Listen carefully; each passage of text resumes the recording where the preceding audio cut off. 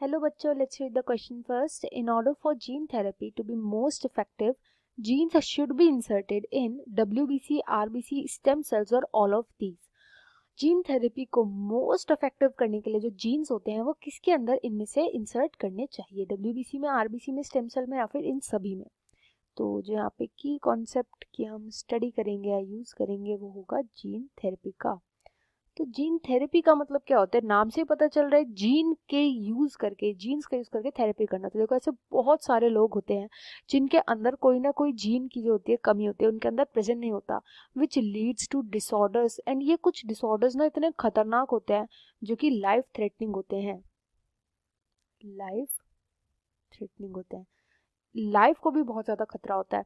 तो ऐसे डिसऑर्डर्स को रिड्यूस कैसे किया जा सकता है कि अगर हम इन लोगों के अंदर किसी तरीके से इस जीन को इंसर्ट कर दे एंड ये जीन जो भी अपना प्रोडक्ट देता है, जो भी प्रोटीन बनाता है, ये प्रोटीन बनाता रहे अगर लाइफ टाइम, जब तक वो इंसान जिंदा है, तो क्या ये डिजीज या क्या ये डिसऑर्डर क्योर नहीं हो जाएगा।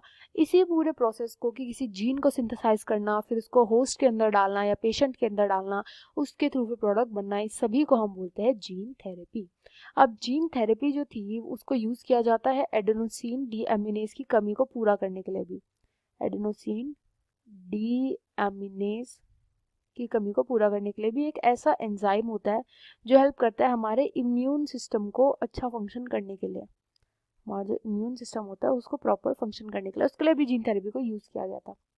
अब दिक्कत ये आती है कि हमने क्या किया, हमने जीन सिंथेटिकली बनाया, किसी वेक्टर के अंदर डाला, इस वेक्टर की स्क्रीनिंग करी, स्क्रीनिंग करके इसको हमने सेल्स के अंदर डाल दिया एंड देन इसको हमने डाल दिया होस्ट के अंदर या फिर पेशेंट के अंदर, जहाँ पर ये जो जीन था, इस जीन ने अपना प्रोडक्ट दिया। दिक्कत किस स्टेज पर आती है, इस स्टेज पर कि जो सेल्स हम होस्ट के अंदर डाल रहे हैं, क्या ये हमेशा के लिए, क्या ये हमेशा के लिए रहेगी, अमर सेल्स हैं ये। अगर हम बात करें WBC की, तो WBC की तो बहुत कम लाइफ टाइम होता है, 20 से करीब 12 से करीब 20 डेज की इनकी लाइफ साइकिल होती है, लाइफ स्पैन जो होता है 12 से 20 दिन, यानी 1 से 2 हफ्ते प्रेजेंट होते हैं ये। वेयर RBC की, रेड ब्लड सेल की अगर हम बात करें, तो अराउंड 3 to 4 मंथ्स तक ही हमारे अंदर रहते हैं, ये फिर से रिन्यू कर दिए जाते हैं। तो जो जीन हमने इन सेल के अंदर डाला वो तो चला जाएगा, वो तो चला जाएगा, क्यों, क्योंकि ये जो RBC WBC हमारी बॉडी के अंदर दोबारा दोबारा दोबारा बन रहा है। वेयर अगर हम स्टेम सेल्स की बात करें, तो स्टेम सेल्स ऐसी सेल्स होती हैं जो खुद को रिन्यू करती है, मतलब ये खुद से खुद को बनाती हैं।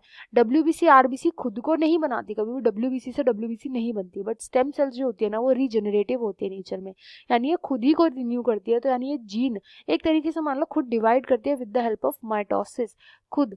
तो अगर ये खुद को ही बना रही है, इसका मतलब क्या है कि इसके अंदर ये जीन जो होता है वो लाइफ टाइम तक रहेगा। तो अगर हम किसी तरीके से स्टेम सेल्स को इन्फ्यूज कर दे पेशेंट के अंदर, तो वो लाइफ टाइम तक पेशेंट को हेल्प कर सकती है प्रोडक्ट बनाने में। तो यहाँ पर जो राइट आंसर है ऑप्शन सी हो जाएगा। I hope you understood well, best of luck and thank you.